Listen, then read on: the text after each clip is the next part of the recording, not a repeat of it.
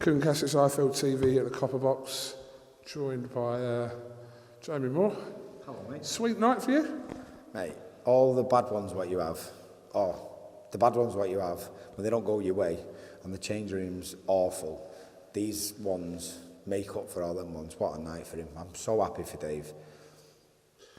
He handled the loss really well in Saudi, considering the majority opinion was that Dave won the fight, and he didn't kind of sway with that. He said he believed he won a close fight, but from that period to this period, to get him kind of mentally prepared for this situation again, because everyone was saying that Johnny Fisher had more to lose going into his fight than Dave Allen.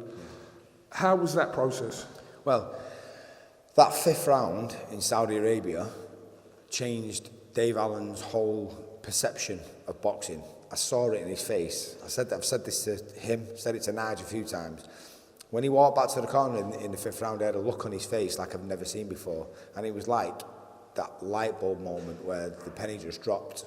And I was like, see, this is what you can fucking do when you're disciplined, when you train properly and you stick to a game plan. And he's never really come away from that. He got to the end of the fight, he thought he'd won. Everyone thought he'd won. He didn't get it. But he was like, do you know what? I know I've not got it, but I'm happy because I feel proud of myself. Then, when the rematch was getting talked about early in January, I said to him, please do me a favour, just keep ticking over. Because if you come to me in better condition than you was last time, then you're going to be a better version of you by the time the fight comes round. And he did. He applied himself. I couldn't ask for any more. Now, I know he doesn't look fit, but conditionally, he was very fit. And I was happy with the way he was performing in the gym. Otherwise, I'd have pulled him on his weight. And we've literally just had a laugh about it now. He said, you can obviously tell I didn't stick to the diet strictly. And I said, listen, I'm okay with that. As long we don't want to change everything at once. But you've still got another good 2 years now where you can get the best out of yourself. And if you keep applying yourself, the world's your oyster. I did say to him, was it in our interview yesterday or the day before, obviously how much confidence he took from round 5, knowing that he can hurt Johnny Fisher. And he said that that's very key, that he can hurt Johnny Fisher going into his fight. You know, he made a tongue-in-cheek comment that the fight goes to points, etc., etc. But I suppose of all the outcomes, we probably didn't see like a fifth round stoppage. I mean, a lot of people were really guiding the points win again. Well, I said at the end of the fourth round, I said to him, listen, we're at pretty much the exactly same scenario as Saudi, except you've had a bit more success in these 4 rounds than you did over there. Now, do me a favour, everything we've worked on over the last 11 weeks, start doing it now. Because in all honesty, we had a look at him, and I said, just keep walking on him, don't do anything stupid, drag a bit of energy out of him, hands tight, don't get caught with anything stupid, but be there, right in front of him. And I said, eventually you'll get openings. Do me a favour, throw that straight 1-2. You've never threw a straight 1-2 in your life.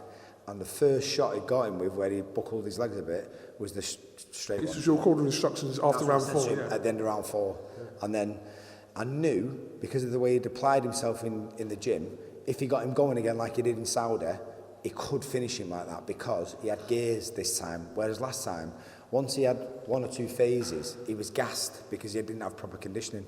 And he's different this time. I'm so happy for him. I'm fucking buzzing for him. Just quickly, just to finish off, it's quite difficult to see where he goes now, Dave, because there are options out there. Obviously, he's dismissed a trilogy fight there. I don't really think there's I don't think it's the time for Johnny. Is it? Johnny needs a bit more. Yeah. I've just been to see him and I said, listen, Johnny, you're a good fighter. Just need a bit more experience over the years, and then you can't buy it. That's the thing. You just can't buy that type of experience. All right. Well, listen. Regardless of what's next, so I'm sure you're worried about that as a team in the coming weeks. So I couldn't even give you an answer because I'm just so happy for Dave, and I wouldn't even want to think about him fighting next now. I just want him to go and enjoy himself, go and see his babies. He's like, this is what it's all about. Thank you. Just a quick one. Jack Catcher and Harlem Eubank announced for the 5th of July in Manchester. Yeah, good fight for him. You know, like people are saying it's a drop down in level for Jack, and obviously it is. But by the same argument of what we're saying about Jack when he fought Josh the first time, where they're going, has he fought at this level, blah, blah, you know, can he perform at this level? You don't ever know if someone can do it until they take that step up. So it's a bit of an unknown for us, but as always, I've always got massive confidence in Jack. It's at 147 this time, so we'll see what happens, but I'm looking forward to it. Jamie Moore, thank you very much for your time.